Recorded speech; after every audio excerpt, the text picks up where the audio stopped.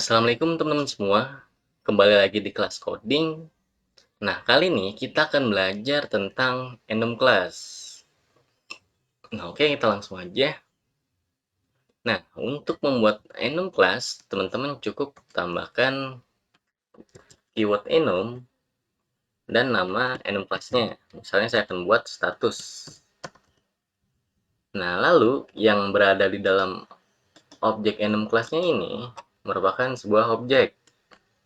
Nah, misalnya saya akan buat satu objek, misalnya sukses. Nah, jika objeknya lebih dari satu, untuk menandakannya teman-teman bisa menggunakan koma. Lalu misalnya saya akan buat satu objek lagi, misalnya error. Nah, objek yang ada di dalam enum class ini, dia bertipe konstansi ya teman-teman. Dan secara implisit bersifat statik dan final. Jadi teman-teman nggak bisa ngerubahnya. Nah, coba kita akses di fungsi main-nya. Oh iya teman-teman nggak perlu instansiasi objeknya teman-teman. Misalnya status, status. Nah, ini nggak perlu ya teman-teman. Karena dia bersifat statik, jadi teman-teman bisa langsung panggil objeknya. Misalnya sukses.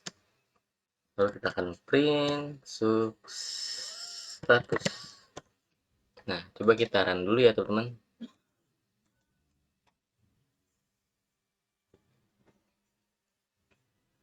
Nah, ini kita resize. Nah, sukses ya teman-teman. Kita mendapatkan objeknya. Nah, di sini teman-teman juga bisa mendapatkan posisi dari objeknya. Nah, misalnya ini kita ganti, nggak perlu ya, sukses saja ya. Misalnya di sini kita tambahkan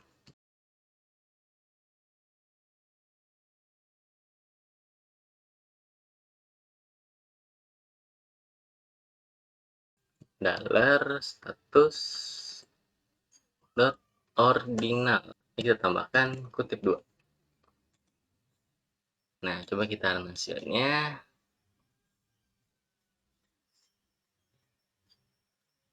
Nah, sukses ya teman-teman. Posisi dari objek sukses itu berada di posisi ke 0.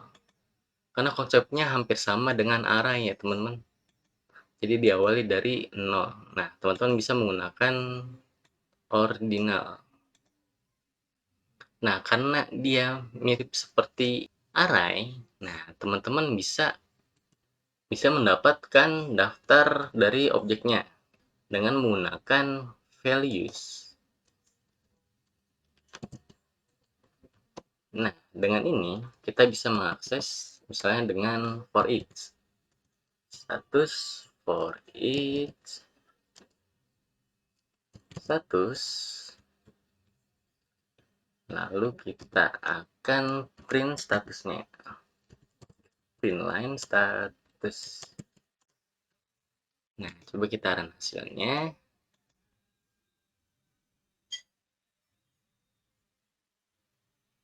Nah, suksesnya teman-teman, kita bisa mendapatkan daftar dari objeknya. Nah, jika teman-teman hanya ingin mendapatkan nama dari objeknya, teman-teman bisa menggunakan value of. Value of. Nah, dan namanya harus sama nih teman-teman. Sukses. Ini kita hapus. Ini juga kita hapus. Nah, coba kita lihat hasilnya.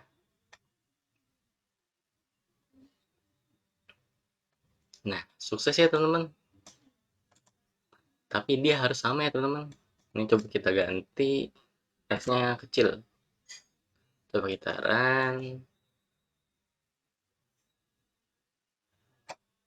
Nah, dia akan error ya teman-teman. Jadi dia harus sama. Nah, dengan value of, teman-teman bisa mendapatkan nama dari objeknya. Nah, ada lagi nih. Teman-teman juga bisa menggunakan when untuk mengecek setiap objeknya. Ini statusnya kita akan misalnya error. Kita bisa menggunakan when dan status. Misalnya yang pertama, status sukses, kita akan print line load data sukses. Nah, satu lagi untuk status errornya. Ini kita copy aja nih, biar cepat.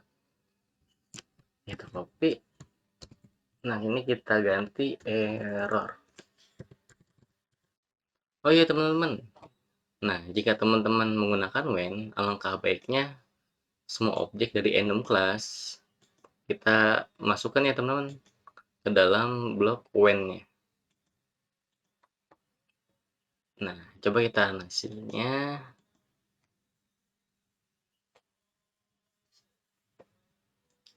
Nah, sukses nih, load data error.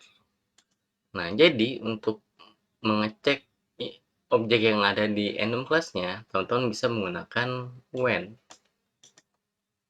Nah, ada lagi nih teman, kita bisa juga menginisialisasi di enum class. Nah, caranya misalnya kita akan buat primary constructor, misalnya ini message dengan tipe data string. Nah, lalu untuk setiap objeknya kita tambahkan argumennya nih. Karena dia bertipe string, maka saya akan isi string juga. Ini error. Nah, ini kita hapus saja teman-teman. Ini kita ganti, kita sukses dot message. Nah, kita akan print line status. Nah, coba kita run hasilnya.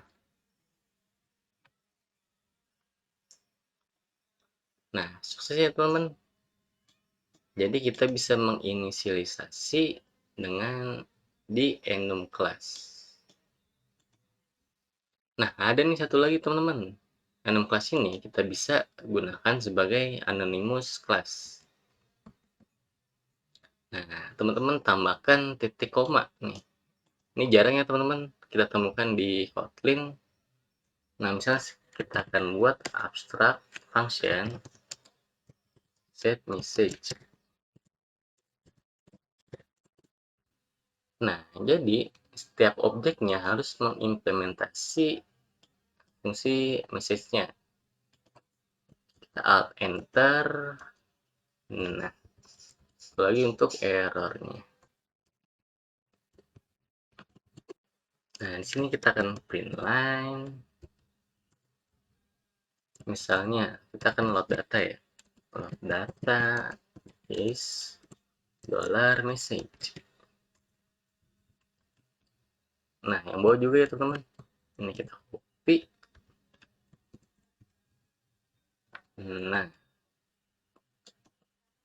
Nah, karena dia bersifat statik, nah kita bisa menggunakan langsung dengan statiknya aja ya.